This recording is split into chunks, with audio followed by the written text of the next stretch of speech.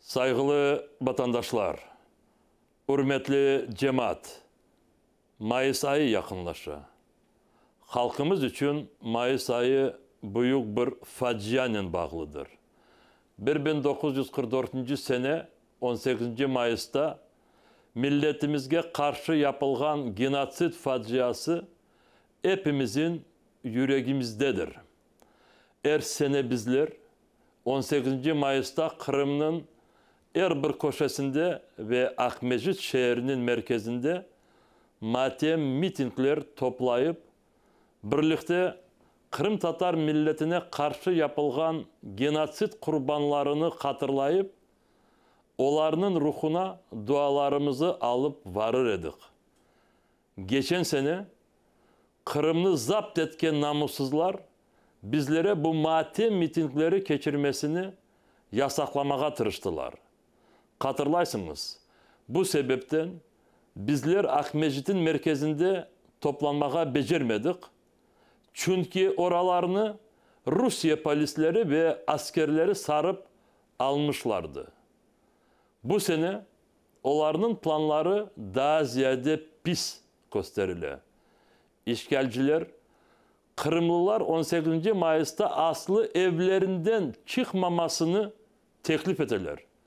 Onlara göre 18. Mayıs'ını ve sürgün genotsidini endi unutmaya gerek emiş. 18. Mayıs'la bağlı Kırım'da yapılacak tedbirler etrafında bizler gelecek haftada konuşuruz. Bugün ise Kıdırlez mevzusu hakkında.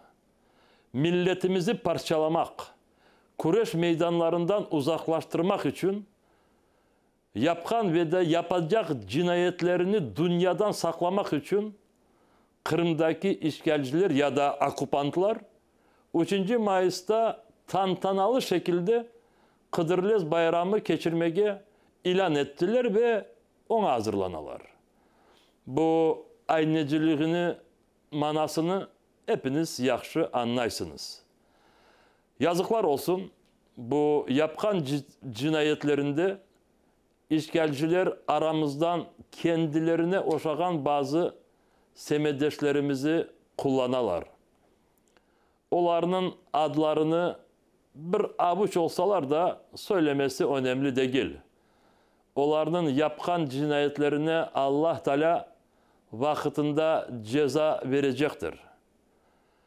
Bu vaziyette bizler yapacağımız bir, vatanımızı zapt etken namussuzlara kendimizi bu pis oyunlara koşmaya fırsatlar vermeyik.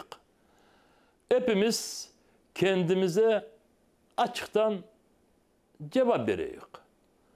Kırım Tatar gençleri kaçırılgan zamanında ve onlardan bazıları öldürülgende Sayın liderimiz Mustafa ağamız ve onunla beraber meclis reisi ve da arkadaşlarımız İsmet Yüksel, Sinaver Kadırov vatanda yaşaması yasaklanmış olganında ya da Aktem Çiğgöz ve Ali Asanov hapiste olganında ATR televizyon kanalımız ve diğer milli medyalarımız kapatılganında iş adamlarımız erkun baskınlıkta olganında yüzlerle insanlarımız mahkemelerge ve daproslarga çağrılganında bu cinayetçiler tarafından ötkerilecek Kıdırlez bayramına koşulması olur mu?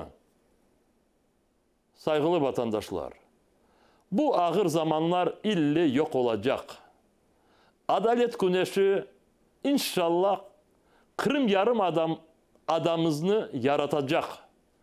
Bu ağır günlerde sabrımızı daha çok ziyadeleştireyik. Birbirimizge dikkat olayık.